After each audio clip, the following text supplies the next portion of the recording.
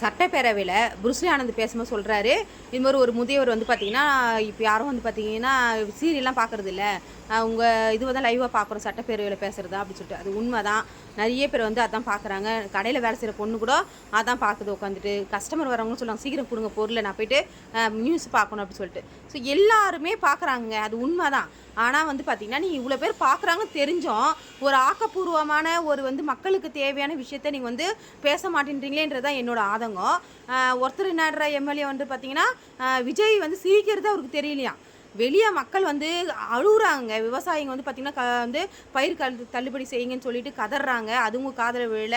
அப்புறம் விலைவாசலாம் ஏறி போச்சுன்னு மக்கள் வந்து கவலைப்படுறாங்க. அதுவும் உங்களுக்கு வந்து காதில் விழல, பார்க்கணுன்னு தோணலை உங்களுக்கு.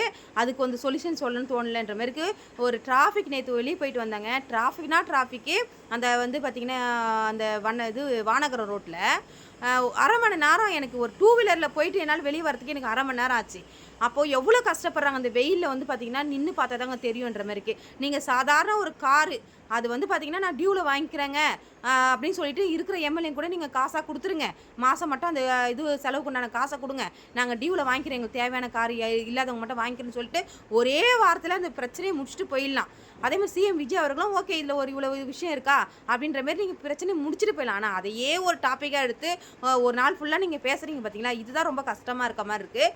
அதேமாதிரி வந்து பார்த்திங்கன்னா இப்போ பார்த்தீங்கன்னா கவுன்சிலர்லாம் கேட்குறாங்க 2 வீலர் வேணும்ன்ட்டு. இந்தமாரி ஒவ்வொரு பிரச்சனையாக கிளம்பிட்டு வரோம். அப்போ இதை வந்து சொல்யூஷன் முடிச்சிருங்க. நாங்கள் வந்து இதுமாதிரி அவங்களுக்கு தேவைக்கு நான் வந்து காசு கொடுத்துட்றோம், நீங்கள் வந்து பார்த்தீங்கன்னா உங்களுக்கு என்ன பிடிச்ச காரோ நீங்கள் அதை வாங்கிக்கிங்கன்னு சொல்லி நீங்கள் அந்த பிரச்சனையை முடிச்சுட்டு போயிட்டே இருக்கலாம். அப்போ நான் ஒரு இது போட்டுட்டா அது நடந்து தான் தீரணுன்ற மாதிரி நீங்கள் அடமெண்ட்டாக இருக்கிற மாதிரி எனக்கு தோணுது. சிஎம் விஜய் அவர்களே, தயவு செஞ்சு நீங்களும் வந்து பார்த்தீங்கன்னா ஒரு தரங்கட்ட ஆட்சியை வந்து பார்த்தீங்கன்னா நடத்தணும்னு சொல்லிட்டு முயலாதீங்க. நீங்களாச்சுன்னா நல்ல ஆட்சி கொடுப்பீங்க தான் மக்கள் உங்களுக்கு வந்து இவ்வளோ வந்து பார்த்தீங்கன்னா எதிர்ப்பு தெரிவித்து உங்களுக்கு ஓட்டு போட்டிருக்காங்க. தயவு செஞ்சு நீங்கள் மக்களோட பிரச்சனையை பார்த்து நீங்கள் வந்து அதுக்கு ஒரு சொல்யூஷன் பண்ணுங்கள். நாட்டில் வந்து பார்த்தீங்கன்னா ஒரு பொல்யூஷன் இல்லாத ஒரு ஏரியா தாங்க. எங்களுக்கும் அண்ணா நகர் மாரி போயஸ் கார்டு மாரி ஒரு ஏரியா வேணும், எங்களுக்கும் நகரம் வேணும்னு சொல்லிட்டு நாங்களும் எவ்வளோ மனு கொடுத்து தான் பார்த்துட்டு இருக்கேன். நானும் இதுக்கு வந்து பார்த்தீங்கன்னா எங்கள் எம்எல்ஏ பேசுவார் பார்த்தா எங்கடா காணுன்ற மாதிரி இருக்குது. ஒரு வார்த்தை கூட பேச மாட்டேன்றாரு. இதெல்லாம் பார்த்தா நம்மளுக்கு கஷ்டமாக இருக்குது. எம்எல்ஏக்கள் வந்து மக்கள் பிரச்சனையை பேசுகிறதாங்க சட்டப்பேரவை. அந்த இடத்துல போய் மக்கள் பிரச்சனையை பேசுங்க.